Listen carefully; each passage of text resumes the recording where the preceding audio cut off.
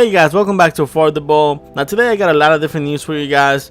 First I want to start with the biggest story of the summer, obviously is Barcelona and Neymar. I honestly thought that this story kind of ended already, but it seems to be keep going. So the problem between Barcelona and Neymar is that Barcelona has not sent the documents needed for the international transfer of Neymar, which means that PSG cannot officially enroll Neymar into the team. Even the French Federation is getting involved in this issue, saying that there's no reason for Barcelona to hold the documents, so they expect the documents to arrive on time. Now in Barcelona's side, they're saying that they're waiting to evaluate all the checks and all the documents that PSG gave to Barcelona for the transfer. But honestly, I just feel like Barcelona is trying to make things difficult for Neymar. I mean, there's not a possibility that the deal is going to be stopped now. Neymar is going to play for PSG next summer. But basically, I feel like what Barcelona is trying to do is get some payback for the way that Neymar left. I mean, he did play with Barcelona at the end of the deal. I mean, he went into the USA Tour knowing that he was going to leave the team. And then we find out that the reason why Neymar wanted to stay silent the whole time was because he wanted his dad to get paid the 26 million euros of his bonus signing with Barcelona. So that obviously was not the right move, I would say.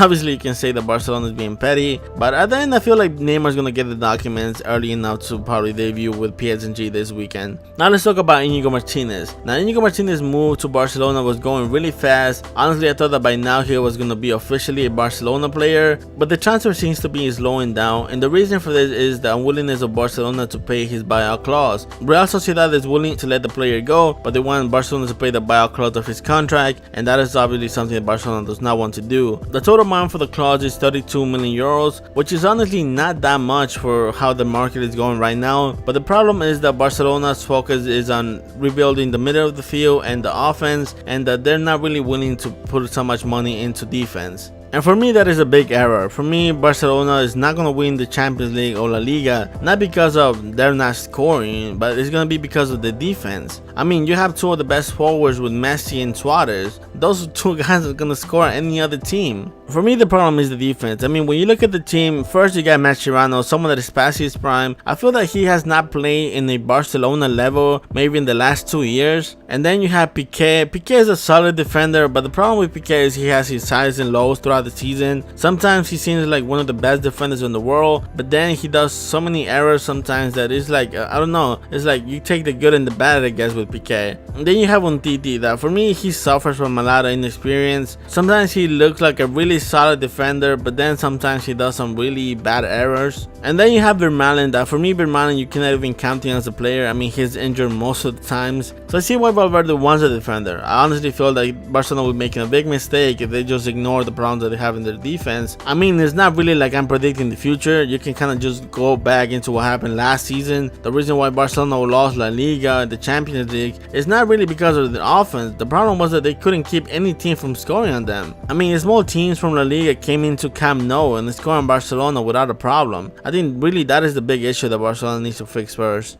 Now let's talk about some positive news for Barcelona fans, and that is that El Periódico is reporting that Coutinho will be presented by Barcelona on Friday. They're saying that in the last couple of hours, negotiations between Liverpool and Barcelona have increased a lot, and that Barcelona has finally reached a deal with Liverpool for Coutinho. Now they don't share how much the deal is going to be for, so we'll still gotta wait for that, but obviously it's a big news that Barcelona is getting Coutinho. This is the player that have won throughout the summer. Like I told you guys yesterday, Coutinho is going to take some pressure off Iniesta, but I think that he's also capable of replacing Neymar. So the question is going to be if Barcelona is going to go after someone else, or that Coutinho is going to be the one that's going to be replacing Neymar. Now let's talk about Mbappé. Now Mbappé has finally decided what team he wants to play on. Obviously he was getting pursued by Real Madrid the most. Manchester City was also there. Barcelona kind of got involved after the Neymar transfer happened, but the team that kind of moved away from Mbappé was PSG. At the beginning they were really going after Mbappé, but after the Neymar transfer things kind of slowed down. But I told you guys a couple of days ago that PSG was going to pursue Mbappé again, even knowing that they already got Neymar. And this seems to be working because according to Telefoot, Mbappé has chosen to join PSG. Now this is obviously big news.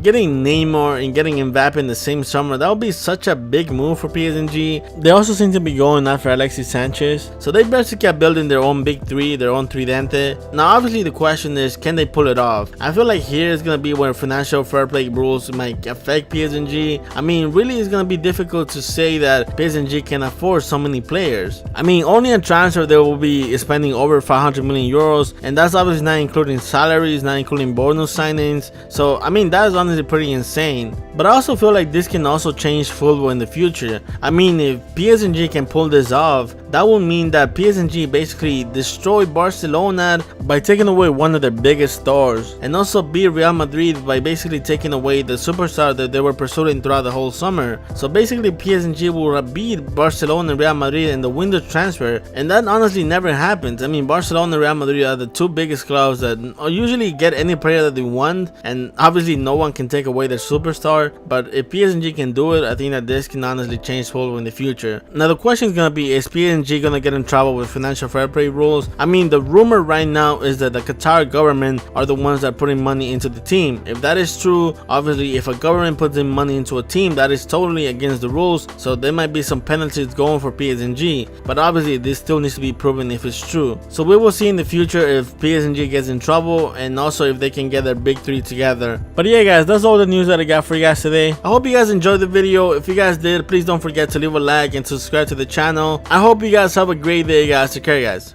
Peace.